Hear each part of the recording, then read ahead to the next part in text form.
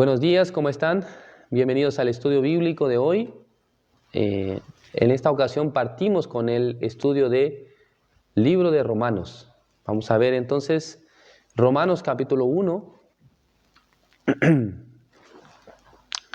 del versículo 1 hasta el 15 vamos a leer. Romanos capítulo 1, versículo 1 al 15 voy a leer. Pablo, siervo de Jesucristo, llamado a ser apóstol, apartado para el evangelio de Dios, que él había prometido antes por sus profetas en las santas escrituras, acerca de su Hijo nuestro Señor Jesucristo, que era del linaje de David según la carne, que fue declarado Hijo de Dios con poder, según el Espíritu de santidad, por la resurrección de entre los muertos, y por quien recibimos la gracia y el apostolado, para la obediencia a la fe en todas las naciones por amor de su nombre, entre las cuales estáis también vosotros llamados a ser de Jesucristo, y todos los que estáis en Roma, amados de Dios, llamados a ser santos, gracia y paz a vosotros, de Dios nuestro Padre y del Señor Jesucristo. Primeramente doy gracias a mi Dios mediante Jesucristo con respecto a todos vosotros, de que vuestra fe se divulga por todo el mundo, porque testigo me es Dios, a quien sirvo en mi espíritu en el evangelio de su Hijo, de que sin cesar hago mención de vosotros, siempre en mis oraciones, rogando que de alguna manera tenga al fin, por la voluntad de Dios, un próspero viaje para ir a vosotros, porque deseo veros para comunicaros algún don espiritual, a fin de que seáis confirmados, esto es para ser mutuamente confortados por la fe que nos es común a vosotros y a mí.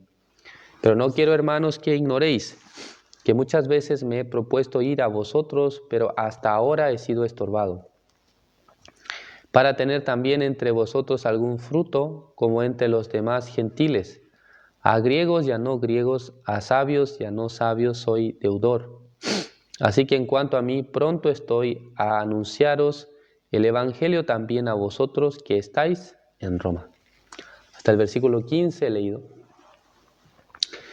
Nosotros hemos leído el libro de Hechos, desde el capítulo 1 hasta el final, hasta el 28, y lo que hemos visto claramente fue, el apóstol Pablo finalmente en el libro de Hechos, en el capítulo 28, llega a la nación de Roma, ¿no? Él finalmente puede llegar a Roma, a la ciudad de Roma, a Italia, digámoslo así.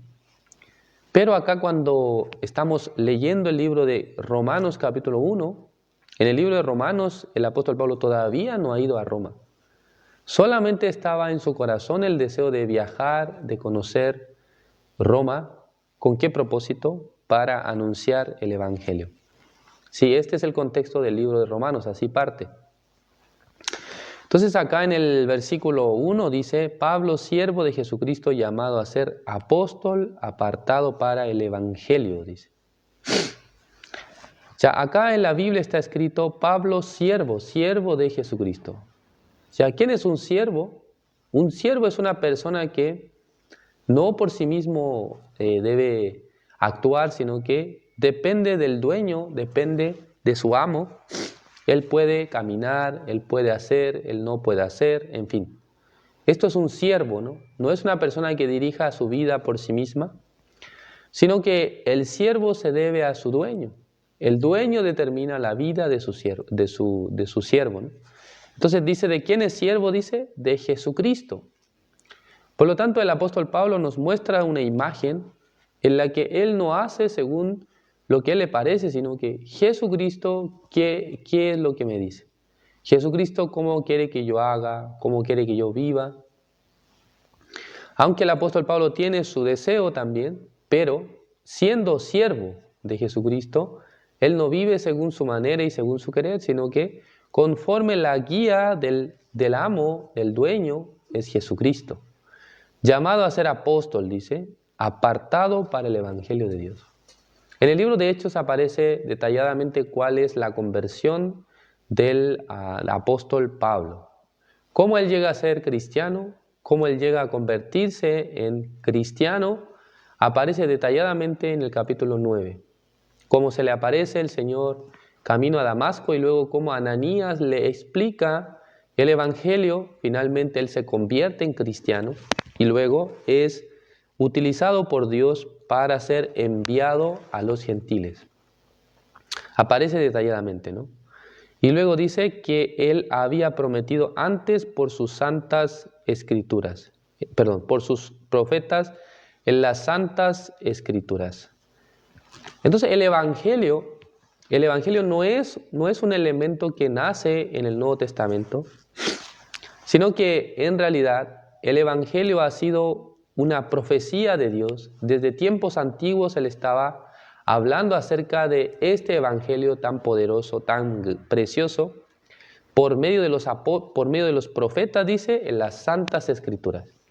Por eso cuando investigamos un poco más sobre el Antiguo Testamento, leyendo una vez, dos veces, leyendo un libro, otro libro, podemos distinguir que los profetas, incluye hasta Moisés, han anunciado la venida del Mesías.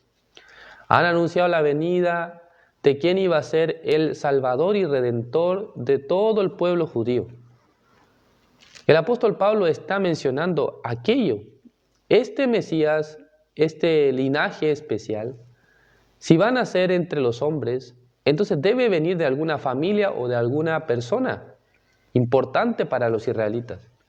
Entonces en el versículo 3 dice, acerca de su Hijo, nuestro Señor Jesucristo, que era del linaje de David según la carne. ¿Es correcto? Acá en el versículo 3 dice, acerca de su Hijo, nuestro Señor Jesucristo, que era del linaje de David según la carne. Así aparece, ¿no?, en el libro de Romanos, capítulo 1, versículo 3, ¿no? Vamos a colocar acá.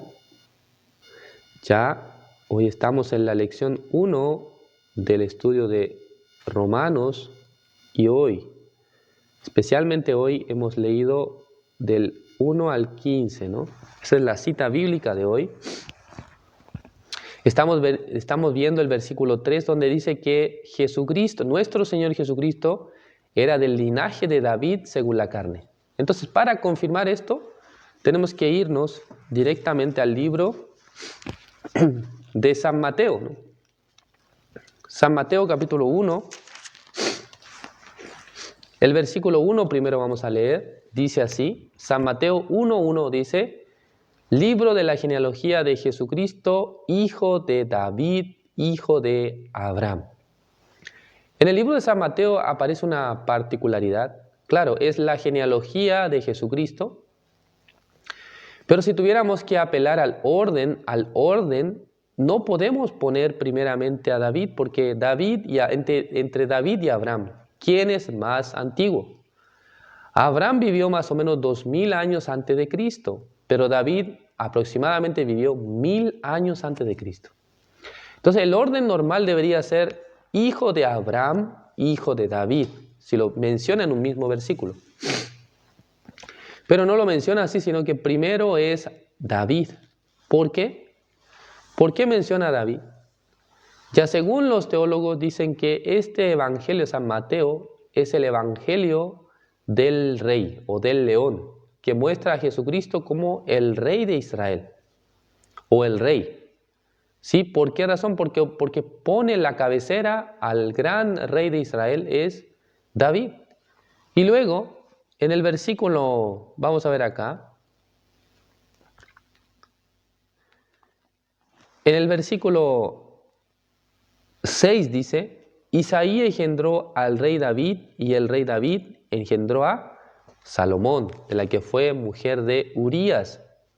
Salomón engendró a Roboam, Roboam a Abías y Abías a Asa. Y así está bajando la genealogía, dice. Finalmente llegamos hasta el versículo 16, donde dice, y Jacob engendró a José, marido de María, de la cual nació Jesús, llamado el Cristo. Y este es el antecedente más preciso, más claro, de que Jesucristo pertenece al linaje de la familia de David.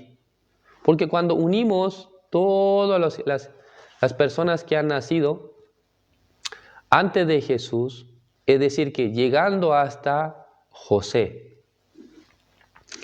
Llegando hasta José, nos aparece exactamente que a través de José, dice que es marido de María, nació Jesús.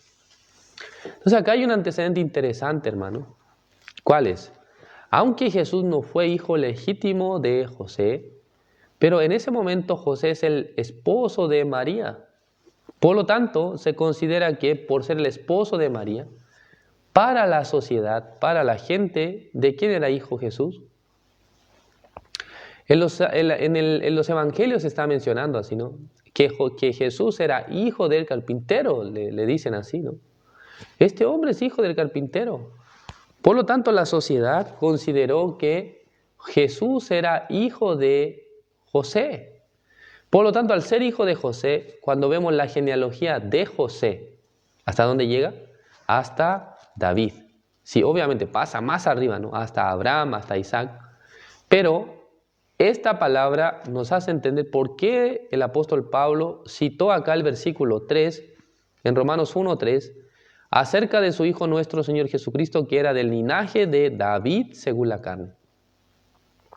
Entonces, según la carne, Jesús venía del linaje de David. ¿Por qué? Porque José es esposo de María. Eso es la razón, ¿no? Esa es la razón por la cual Jesús era del linaje de David. Y el versículo 4 dice que fue declarado Hijo de Dios con poder, según el Espíritu de Santidad y por la resurrección de los muertos. De entre los muertos. Y por quien recibimos la gracia y el apostolado para la obediencia a la fe en todas las naciones por amor de su nombre, entre las cuales estáis también vosotros llamados a ser de Jesucristo. Ya no solamente el apóstol Pablo es de Jesucristo, sino todos los hermanos que están en la iglesia de Roma, también ellos, ¿cómo deben considerarse? De Jesucristo, ¿no? Versículo 6, entre las cuales estáis también vosotros llamados a ser de Jesucristo. Versículo 7, a todos los que estáis en Roma, amados de Dios, llamados a ser santos, gracia y paz a vosotros, de Dios nuestro Padre y del Señor Jesucristo.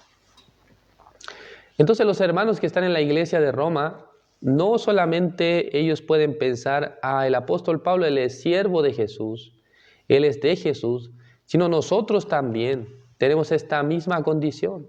¿Por qué? Hemos recibido esta misma salvación que el apóstol Pablo. Por lo tanto, dice que son de Jesucristo, ¿no? Llamados a ser de Jesucristo. Entonces, el sentido de propiedad de parte de nuestro Señor Jesucristo hacia nosotros, ¿cuál es? ¿Es positivo o es negativo? O sea, con el sentido negativo, Dios quiere, a Jesucristo quiso ser nuestro dueño, nuestro Señor. ¿Por qué nosotros le llamamos Señor? Señor Jesucristo. ¿Por qué nosotros le llamamos Señor? Porque primero es quien nos salvó, es quien nos ha lavado nuestros pecados, es quien ha muerto por nosotros. Y luego Él quiere hacerse cargo de nuestra vida. ¿No es así?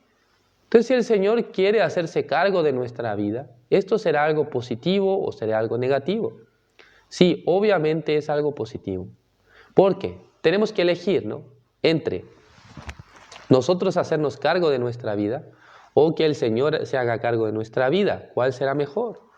Muchas personas obviamente pensarán, no, para mí es mejor, yo me hago cargo de mi vida. Si yo me hago cargo de mi vida, entonces sería mucho mejor que si otra persona se hace cargo de mi vida. Pero cuando nosotros pensamos detalladamente, ¿quién tiene facultades más apropiadas para hacerse cargo de nuestra vida? Precisamente es el Señor Jesucristo quien puede hacerse cargo de la vida del hombre. Pero muchos cristianos o muchas personas en general piensan que lo mejor es que yo mismo sea dueño y amo de mi vida. Pero acá la Biblia, ¿qué es lo que dice? Entre las cuales estáis también vosotros llamados a ser de Jesucristo. Ya la propiedad no es que el Señor Jesucristo la adquirió pagando dinero. sino que la Biblia nos dice que el Señor Jesucristo nos ha comprado a precio de sangre. O sea, por su vida, entregando su vida, Él nos ha hecho, o sea, personas libres realmente. ¿Libres de qué? Libres de pecado, libres del pecado, libres de la condenación, libres de Satanás. Esto es algo grande, esto es algo precioso. Pero muchas personas no pueden conocer esta realidad profundamente. Por lo tanto, aunque se creen que son creyentes, aunque se creen que son personas que asisten a la iglesia, pero la vida de ellos, la decisión de su vida, ¿quién la toma? La misma persona toma la decisión. No es que recibe la guía de alguien, sino que cada uno recibe toma la decisión según su manera y según su querer. Sí, hermanos, hay cosas que nosotros podemos hacer, ¿no? Que podemos elegir. Pero de cierta manera, cuando nosotros llevamos la vida de fe, debemos entender que al recibir el perdón de los pecados, recibir la salvación, ya esta vida que nosotros tenemos, o sea, en algún sentido no nos pertenece, ¿no? Le pertenece al Señor. Eso podemos decir, ¿no? Pero por eso no tenemos que calificar esto como algo negativo, insisto. Es algo muy positivo, porque el Señor no desea darnos algún tipo de daño o algún tipo de perjuicio, sino que al contrario, el Señor quiere darnos la bendición. El Señor quiere ayudarnos en todo. Pero por el carácter que tiene el hombre, que es bien, o sea, ensimismado, bien creído en sí mismo, ya cuando alguien le dice que no, ahora sería bueno que no decida según su querer, sino que decida conforme la guía. Y alguna persona cuando escucha esta palabra se siente incómoda, ¿no? Se siente muy incómodo. Yo también al principio pensé. Entonces cuando yo recibo la guía de alguien, entonces no tengo libertad de escoger, no tengo libertad de decidir. Así muchas veces sentía este corazón en mí. Pero pasando el tiempo, cuando yo probaba mi propia decisión, con mi propio camino, podía sentir, ¿no?, una incomodidad dentro de mi corazón. El Espíritu Santo no está contento conmigo. El Espíritu Santo no quiere que yo vaya en esa dirección. El Espíritu Santo está incómodo conmigo. Muchas veces sentí esto. Y no solamente eso, sino a veces experimenté el fracaso o el problema. ¿Por qué? Por caminar según mi propio camino.